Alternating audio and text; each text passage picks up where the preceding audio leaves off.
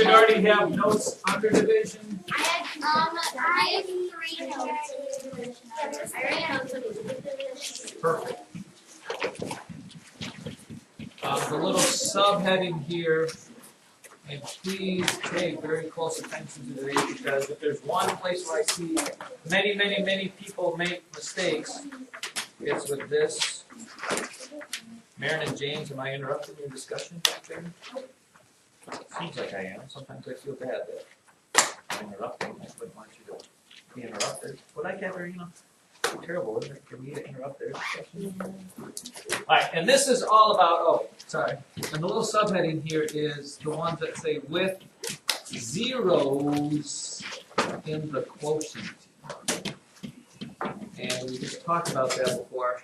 Quotient is the answer to a division problem. So putting zeros in the answer sometimes can get confusing for us. So let's look at an example. 6 into 365.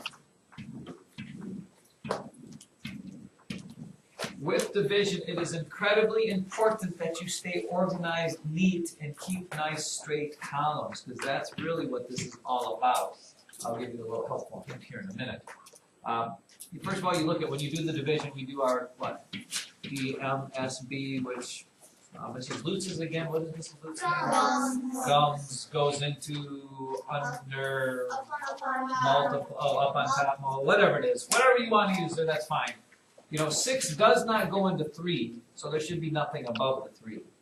But 6 does go into 36. How many times? 6. So there's your goes into, there's your up on top, your multiply, and then your subtract.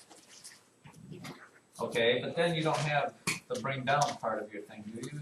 Is there something in gums that says to bring down? Alright, because that's divide, multiply, subtract, bring down. Remember I said you have to bring down a number here, and you end up with a 5 down on the bottom. And here is the dealio, children, and this is what we should write off onto the side. Every time you bring a number down,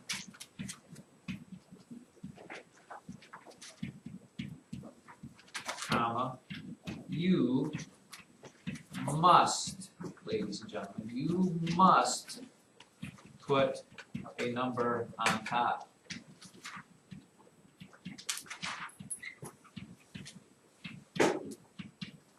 Exclamation point, double exclamation point for double emphasization. I'll give you a chance to write that, and then we'll talk about that just a little bit. Every time you bring a number down, every time you put an arrow showing that you brought a number down, you have to put something on top. Okay? Which means I brought that 5 down, and the problem is this.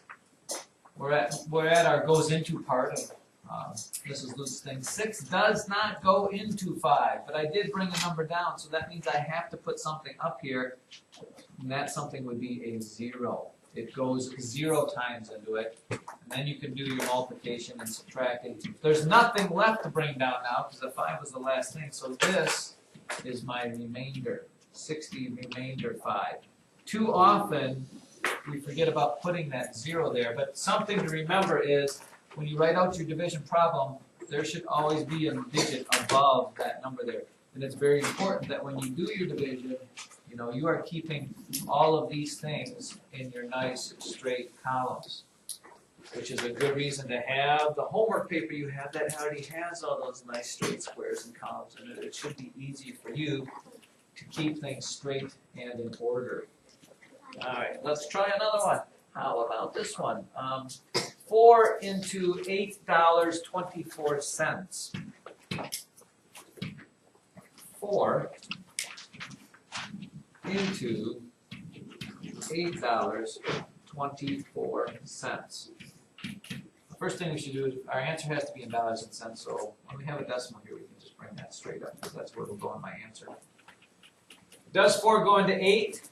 It certainly do. 2 times. Goes into multiply, subtract, nothing. I bring down. So I bring down a 2, and here's where we have to use what we learned today. I brought a number down, that means I need to put something on top above that 2. How many times does 4 go into 2? It does not, so it's a 0. Now, you don't have to do the whole multiplication part and subtract, bring down, because it's not going to change anything. You're still going to end up with a 2 right there. So you can automatically bring down the next number after that and go 4 into 24, which is 6 times. And that's, again, even. There's no remainder. And there would be your answer in dollars, 6 cents. But these zeros are what sometimes give people trouble. I'm going to give you one to try on your own, get your lonesome little place here. How about this one? 8 into 4,818. 8 into 4,818. Give you just a minute or two, take your time, and see what you get for an answer.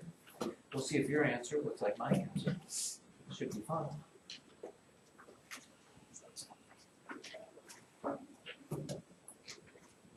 James, you already got the answer? No. Thinking about writing it down, thinking about doing it, thinking about what's for lunch? What are we thinking about? Oh, did you actually write the problem down? Yes. Okay. I'll check it.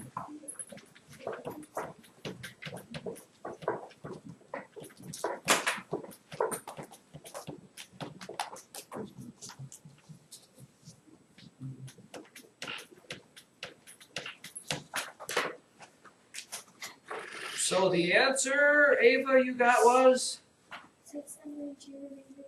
602 remainder 2? Well, let's check and see. 602 remainder 2. Let's see what happens if I do this. Okay, 8 doesn't go to 4, so there should be nothing above the 4. So 8 does go to 48 6 times, which is in fact 48. I do my subtracting. I bring down my 1. I brought a number down. 8 doesn't go into it, but I have to put a digit up there, so I get a 0. 0 times 8, I don't have to put something down there, I can just bring down my next number. 8 goes into 18 twice, which is 16, and 2, nothing left to bring down because I know that there remainder 2. There's no 2 remainder 2. One more, let's just make this the granddaddy of them all. How about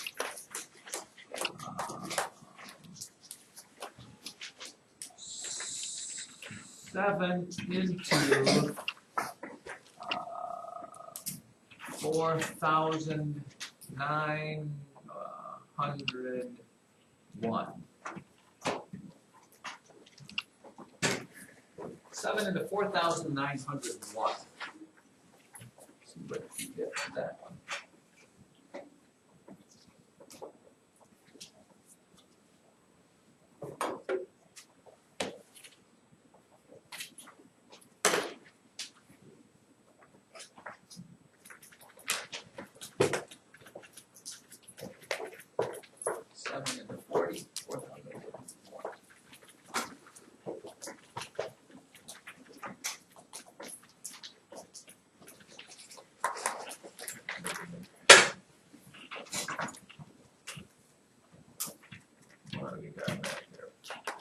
Who's got an answer for me?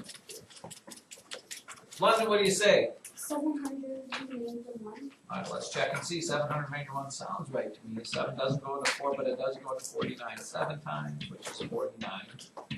I subtract, I get 0. I bring down a 0. I brought a number down. 7 doesn't go into 0, so I have to put a 0 up there. I bring down my next number, which is a 1. Again, 7 doesn't go into 1, so I have to still put a 0 up there.